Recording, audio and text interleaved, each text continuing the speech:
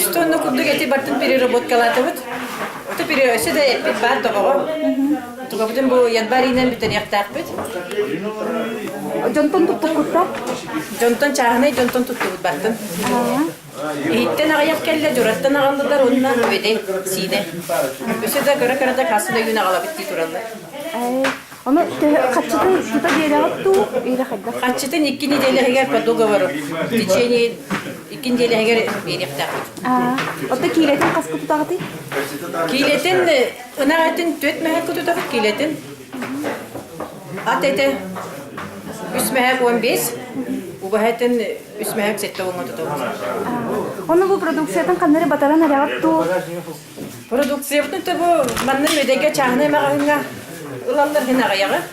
Onu bu hanga yılga çağına beyleri canlar çağına yoktam keren yağından utlular ağay. Onda aslında moşklar kabarmak soğallakta. Üst masından ettiler oraya. Ahi manna tabu fabrikatın olarak onunla kinler upakovkalılar gibi. İyi, mevcut ona robot kastıydı, onu upakovkalıdı. Sırada yaşıkka готова edildi. Ona kaskı hülelir bulamıyor manna. Bu основной ülehetler bu üspüt. Master bunun neki помощник, ona eter betçiler bit. Ona bir уборщица 5 kilo. Kamnaskıtın ağızlı gitti. Хамнаспытын бастакай бутын үлерәм битен ылды бут. Премиальныйда. İçugay kamnaskıt. Чугай это. Мидиха чугай. Таханы үлеләнәре бит бей онна. Конечно, Ото bu bilgin kırın ettiğ bulağı tutup sayının kadar olur değil. Etkendikten balık debittere. Sığılgar tutuqtaq bitten bulan bugitana. Ondan sayının bastan luk gelir. Полевой. Ивнига. Ondan декорастующий от мас дебик кедела. Ото балыгынан çoğu mırır bulan nakıdı. Балыгынан тугласты gibi. Балыгынан бырын туспа упаковкалар таппыт вакуумнан. То он в дальнейшем котлет, наверное, он эрбен атылып булып. Астынан да үлелик бит. Эби хамас болар. Леве чебетер эби хамас болар.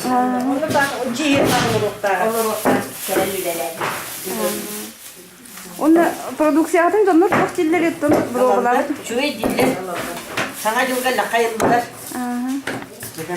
Мен, например, bir bu субпродукт ылбытым, bir жағы пельмень ылбытым, bir жағы котлет ылбытым, онтон уже битен.